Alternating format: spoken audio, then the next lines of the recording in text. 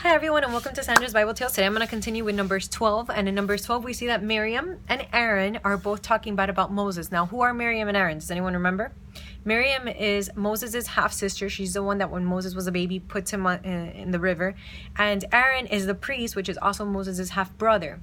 And they both start talking bad about Moses because he had married a Cushite woman. Now, the Cushites were from Africa, and this has nothing to do with race. The reason that God was so, God didn't like the fact that Hebrews married people that were not from Israel is because the Israelites are God's chosen people. So God didn't want there to be a mix between the people who worshipped him and who were his and other people who worshipped other gods and did not maybe completely surrender and commit to the living God. Why? Because when they have children, what's going to happen is there's going to be two sides to the children, and it's going to be like a mix. The children might not know who to believe or what to trust in or what to do, and God wanted there to be purebred. He wanted there a pure breed.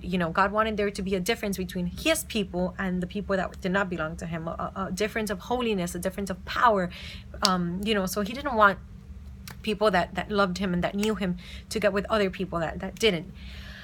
So because of this, Aaron and Miriam start talking bad about Moses, and they're saying, doesn't God speak to us too? And God hears this and God gets upset, because the Bible says that there was no man more meek than Moses. And we see this. We see how patient he is with the people, and how long-suffering he is with them. So And the Bible says that God is not a respecter of people. However, the Bible also says that those who draw near to God, God draws near to them. So Moses is a man that had intimacy with God. He was a man of prayer. He was a man that knew God and God knew him. So God gets super upset, because God is probably like, yeah, you're right, he did sin, but who are you to talk bad about him? I'm the only one that can judge, because you have your own sin, So it's not the fact that Moses didn't sin, or it's not the fact that God was defending Moses. I mean, he was defending Moses, not the fact that God was, disagreeing with the fact that he sinned. No, it's just the fact that they were talking bad about him. It's like when you have a friend and someone starts saying, oh, but they did this and they did that. And you're like, I don't care. They could have done whatever they want. But that person is a friend of mine, and that person is a family of mine. And I don't care what they did or how they sinned against me. You shouldn't be talking bad about them. Like when you have a child and someone talks bad about your child, even if they're right, you're going to be upset with that person, because it's like, that's not your problem. Like, what is it to you? So God tells Miriam and Moses, come here. And I mean, not Miriam and Moses, Miriam and Aaron. He says, come here. And he calls them out, and he says, when I have a prophet, I speak to that prophet through dreams and through visions. Okay, he goes, it's not so with my servant Moses. With Moses, I speak face to face, plainly. Because through dreams and visions, what does that mean? That now you need to interpret the dreams and the visions. But with Moses, he says, with Moses, I speak to him plainly. Like, there is no mystery. I tell him how it is. He goes, so how is it that you are not afraid to speak bad about my servant Moses? And right then and there, it says that Miriam gets leprosy for having spoken bad about her brother.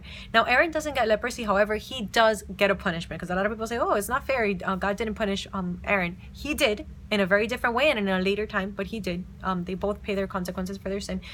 Now, it says that Aaron and Moses, Miriam and Aaron start telling Moses, please, forgive us for this. And then Moses goes to God and he says, God, please forgive Miriam and cleanse her of her leprosy. And God says 7 days she's going to be with leprosy, and she has to be separated from the people.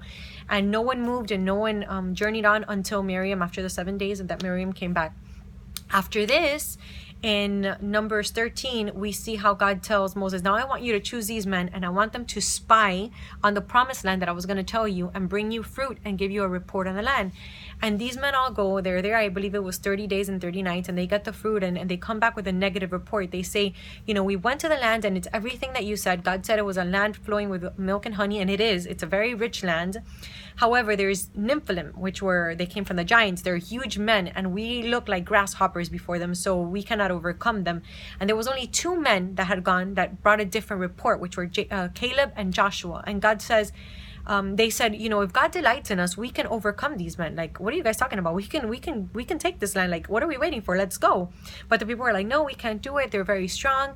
And these men are, in their mind, they're thinking like, how is it that you can see that God delivered us from the Egyptians, yet you don't believe that God is gonna give us the victory over this Nephilim, when he said he was going to give us this land? Like, they couldn't conceive it. And God says, because you murmur and you complain and you don't believe and you have disbelief, because they started murmuring and they started saying, oh, we should go back to Egypt. We're going to get a leader to take us back to Egypt.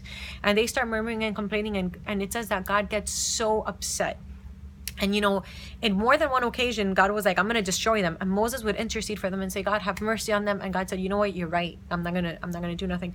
However, God says, you know what, you guys are not gonna go in the promised land. Since you don't believe, because you complain and you murmur and you're rebelling against me, he goes, you guys are not gonna go into the promised land. He goes, only Caleb and Joshua and the sons of the people are gonna go into the promised land, because only those two believed.